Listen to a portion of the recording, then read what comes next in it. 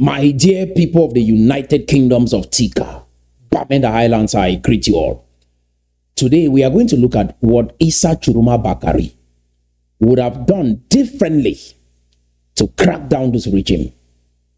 We are also going to look at the leadership structure within the geographical location called Cameroon. Because a nation can only be built on a leadership structure that matches its people. Let me repeat that again. A nation can only be built sustainably on a leadership structure that matches its people. If I were Issa Tchiruma Bakari, number one, I wouldn't have declared myself president. This is a pattern since the time of Ninjom Frunzi in 92. The regime understands that pattern and they understand exactly what to do when you declare yourself president before the official results are read by the Constitutional Council. So the first thing I wouldn't have done is declare myself president. Number two, I would have hired a PR team. That was very, very important to do because the PR team would have guided the population on a daily basis. This is what Zelensky did in Ukraine as well. The PR team would have guided the population every day on what to do when they go out. If you look at the protest, people went out, started stealing. Some people even stole coffin. Some people break into grocery stores, stole bag of rice. This was the chaos because of the lack of coordination. So I would have hired a PR team, showed up as that leader to guide the people every day, care for those who are victims as a result of the protest, show them some empathy as that leader. He partially did that, but the PR team would have done an efficient job. I wouldn't have published the results as well. If he had representatives in various polling stations, they would have had the results together, but don't publish it. Just wait for the regime to publish their results, because this pattern again has been done before. We've seen this movie before. Another thing I wouldn't have done is talk about my relationship with cessationists in Bamenda. The people welcomed you. There was no need saying, do you know Chris Arno? He's a best friend of mine. He's a cessationist. I mean, immediately he said that he lost credibility with the Cameroonian people because many military officials, many soldiers have lost their lives in Bamenda. So the regime is like, instantly, we can't trust this man. He won't be able to handle confidential information. He can easily switch sides based on where he finds himself. And so I think that was a big mistake. The people welcomed you. They wanted to see who said there was no Anglophone crisis. And if you realize, a young man in the crowd in Bamenda told him immediately, we can't sing the national anthem here. So the fact that they came out did not indicate that they were with you or they are for you. And you can't build trust or take sides with the people that are not with you. The regime and the rest of Cameroon were with you, more than those in the Anglophone zone. And many of the presidential candidates tried as much as possible to talk about the Anglophone crisis as a clickbait for this election.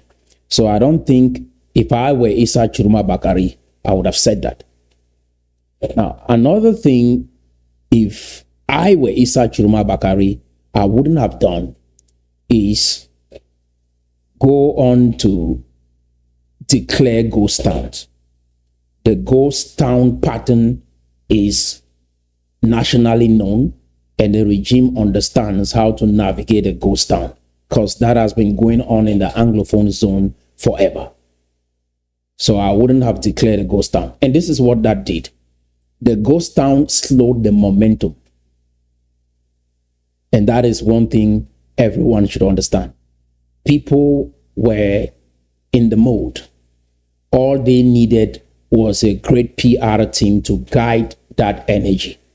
To pick it up back again is going to be tough, but let's see what he gets to do.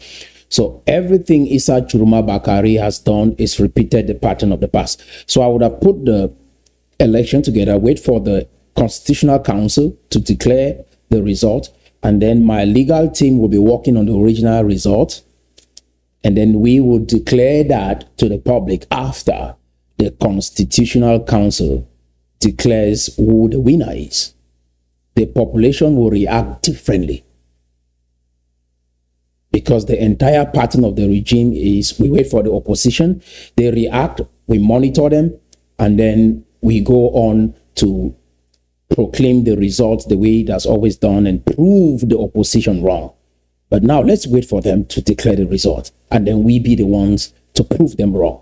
I think that offsets everything within the regime and within the mindset of the Cameroonian people. So if I were Issa Tchiruma Bakari, that is exactly what I would have done. Now, looking at the leadership structure, I was watching a clip of the inauguration. I saw Atanganji Paul in there. He was lost at some point, if you've watched the entire clip. One thing you should understand about the leadership structure in Cameroon is, in the Francophone zone, they see their leader as a demigod. Their leader is supreme. So they have a top-down leadership approach. They really worship their leader. So when someone from the Anglophone zone is saying there's a problem with that leader, it's like you're saying there's a problem with everything that has to do with their existence. That is the leadership structure in the predominant Francophone zone, plus the assimilation system from France that they adopted. If you look at the leadership structure in France, it completely transformed those in the Francophone zone. The only people that have a different way of looking at things, a hybrid approach, are those in the West region, the Bamenda people, because they are descendants of Tikar.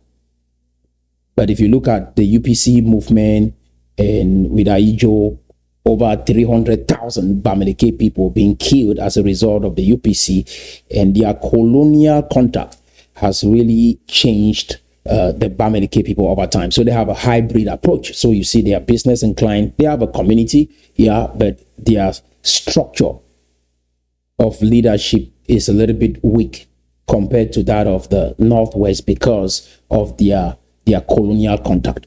That is very, very important. Now, how do you build a nation where the people see the president as a god? And even within the soccer administration and other departments in Cameroon, anyone that is looked upon as maybe talented or maybe good at what they do, they are worshipped. That is the structure within the Francophone zone. And then when you look at the leadership structure in the Anglophone zone, it's a little bit different. Now, you hear those from the Southwest say, oh, we would have been better with Nigeria. We would have been better if we joined Nigeria. Why? Because if you study the leadership structure within the Southwest. We'll separate it between Southwest and Northwest.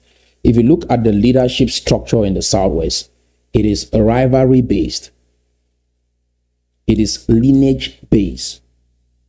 So when someone emerges to become a leader from the Southwest, they look at you as a rival, while those in the Francophone zone look at you as the next god. They don't see you as somebody that is coming up with an idea that might help the entire nation be better. They see you instantly as a rival in the Southwest, while in the Francophone zone, they see you as the next god. Now, if you look at the leadership structure in the Northwest, it's a little bit different. So why the Southwest people are saying, who are you? You're not part of our lineage. You're not part of our tribe. Because leadership is perceived as a trophy, not as a responsibility, not a steward, but as a trophy. So if you look at Enugu, Nigeria, the part of Nigeria we were supposed to join, there's a similar pattern. That is why Donald Trump said, I'm coming down there. Immediately, they throw away their president. They don't find anything good in their president. Like, okay, Mr. President, we see what you're doing. We see your shortcomings. We see what you're trying to achieve. But this is what Donald Trump can help you with. No, instantly. Look at the comments online and the video posted online. You realize that most of the people from this part, immediately they throw the leader out. So just like Issa Tchiruma Bakari, immediately he presented himself as the next viable candidate. You realize that those from the Southwest immediately discredit even the career and accomplishments of Ninjom Frunzi. And they started comparing Issa Tchiruma Bakari to Ninjom Frunzi and saying Issa Tchiruma Bakari was better, is better than Ninjom Frunzi. That regardless, he brought Cameroon together, made some Anglophones to go out and vote. But while in Bamenda, the situation is different, and you see a young man in the crowd telling Issa Tchiruma Bakari, you can't sing that national anthem here. Why? Because those in the Northwest don't see leadership the same. You've heard of instances where the government will go into the Southwest and install a chief. When rival groups are fighting, they do that. In the Northwest, we have our funds. We also have the key funds. And then we have the population. Now, we don't see our funds as supreme, but yet they lead very strong kingdoms. In the Northwest, the fund is the executive, but we also have the key funds. The key funds are the legislative and the judiciary. The key funds put the funds in check. And the key funds are influenced by the people. So the Northwest is really run by institutions, not by an individual.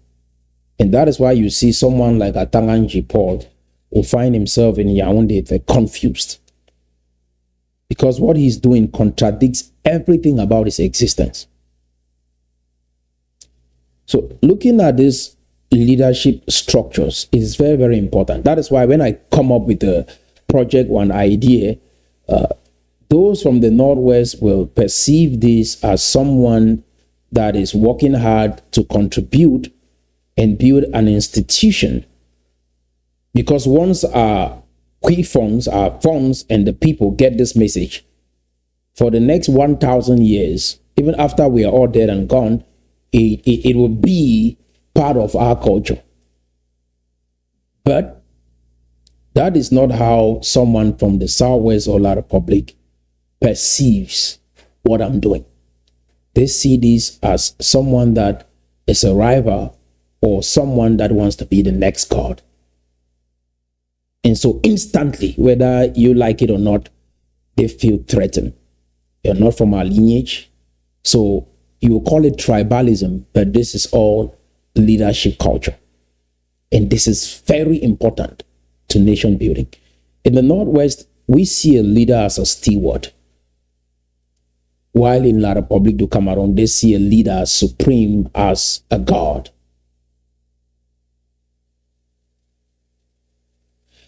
So when someone from the Southwest, for example, say, we would have been better with Nigeria, if you look at the culture in that area of Nigeria that we would have been part of, the Enugu, the eastern part of Nigeria, that style of leadership is consistent with those of the Southwest. So they will be better off in Cameroon from every indication. There was no way the Northwesterners would have been happy in Nigeria. This is thousands of years of a culture that has been preserved from one generation to another. And colonialism did not really do that much. Again, we were led by Britain, indirect role. It did not do that much to destroy the foundation of our institutions. And if you look at the United States of America, it's structured the same way the Northwest is structured. That's why the funds are gone for more than 9 years and the villages are intact. That is good. And I think that is something we have to package as we build the United Kingdoms of Tikar and help other nations around Africa with. We should never build a country based on an individual. Immediately Paul Biya steps down, and that is why you see the frustration in Cameroon right now.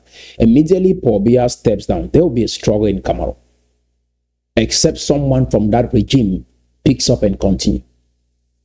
So when you are clamoring Issa Tchiruma Bakari, there might be a struggle. If you look at it, Aijo handed over power to Paul Biya.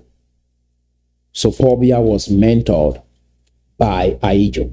So the process was slow, transitional, and so Paul Biya could continue maintaining that region. Now, the problem with Issa Tchiruma Bakari is he stepped out and pointed out the flaws within that system. That indicates he's going to be starting something new. And that is very uncomfortable for everyone, including some of the statements he made, like in Bamenda, saying I'm friends with a secessionist. So it's very, very important that you understand this dynamics. Those in the Southwest will be better off led by someone from La République du Cameroon, from every indication.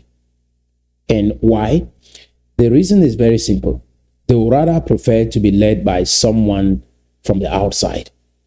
Given how they see those from the Northwest, this will be a struggle building a nation with those from the Southwest for a very long time. And this is coming from hundreds of years of studying the people and their behavior in this area. They will better be led by someone from the outside than someone from the Northwest.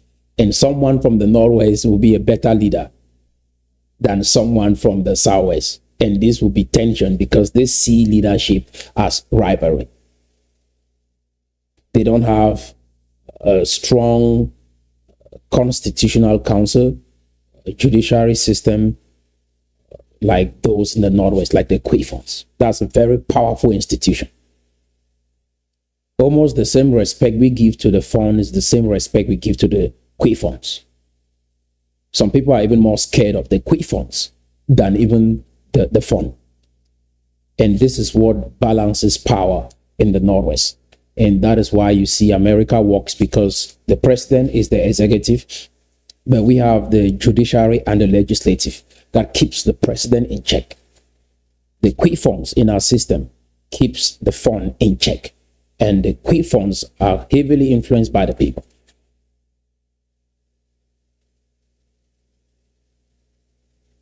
Do you understand? So because Issa Tchiruma Bakari pointed out the flaws of the system, it might be hard for the people to ever trust him. Because they believe that if you want to be the next God, and you are attacking their God, they feel uncomfortable. So this is an honest observation of Cameroon leadership structure, but none of them is bad, but they are just different. And it's very important that you understand this. That is why we left Nigeria, and some Southwesterners are still blaming those from the Northwest till date. What Foncha did, they generalize. They say, no Bamenda man can be trusted. Now, how do you go on to build a society with the people that don't trust you? Have a different leadership structure. That is why it was easy for them to be influenced by the white folks, and they went on with the slavery and slave trade business. How do you build a nation with the people that do not trust you? Everything you build will be destroyed. It's just a matter of time. How do you build a nation with the people that see a leader as a god? When you come from a leadership structure where it is okay to challenge your leader, and that is what is being practiced in America.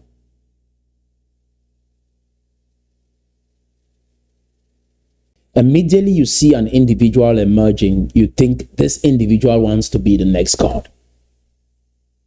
They become the next rival. Not someone that wants to make a major contribution.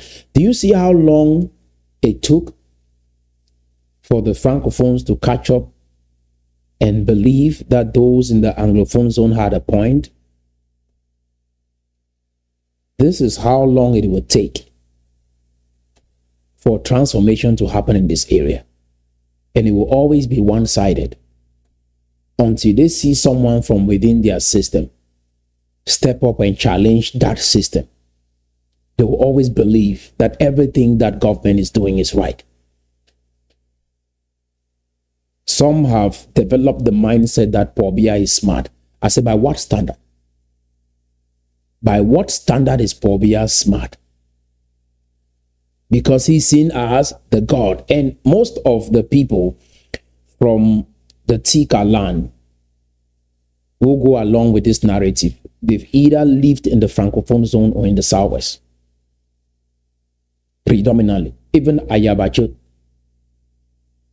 You see people go to the extent of disrespecting Ninja Fronti. We might not agree with his position and some things that he did, but we will still look at him and say, oh, at that point in history where we needed a hero, this man stood for us, and we will respect and honor that. He created the template for opposition leaders in this country, and they are still using it till date. But you see, when a new leader emerges, they discard everything about their leaders. That is not the kind of culture we come from. And hence, Issa Tchiruma Bakari shows up, some in the Southwest say, oh, this man is better than even SDF and that Ninja Fronti. We don't look at life that way. We don't worship our leaders, but we honor those who have made a major contribution to shape our society. And that is why I went way back to Titam II. Our founding fathers who left Sudan carried the sacred stool to Adamawas, to the Bam, and then to the Highlands. Americans still honor George Washington till date. They don't worship him, they honor him. When you have that kind of a culture, that means those who are making a significant impact in our society today will be honored 1,000 years in the future. If we disregard everyone that has come before us, what we are saying is whatever we are doing right now will be pushed under the bus in the next 200 years to come. What kind of a society are we building with that kind of mindset? That when you see something better, you discard everyone that has made a major contribution to shape your society. Some might not like the idea that Fonangwafo was part of CPDM, but when we look at the city of Bamenda today and the economic prosperity of our region, we must give credit to the role that he played to establish an all-inclusive society. That is leadership. And every other tribe around the Northwest contributed as well to make Bamenda City what it is today. The fun of Salt might be on exile, but we will always and should honor the contribution of the Salt Kingdom to preserving the culture of the Northwest in the way they did. And that has been studied in the University of Yaoundé 1, and foreign nations have studied that system, and it's amazing. And there is a lot we can learn from that. So I just thought I touch on the leadership structure in Cameroon. And this is very, very important as we go on to build businesses, build companies, raise children. If an outsider comes, how are they going to affect the entire well-being of this nation? Because the leadership structure does matter. If everyone is a rival, that indicates if an outsider comes in, it is easy for you to betray everyone and then become the next leader.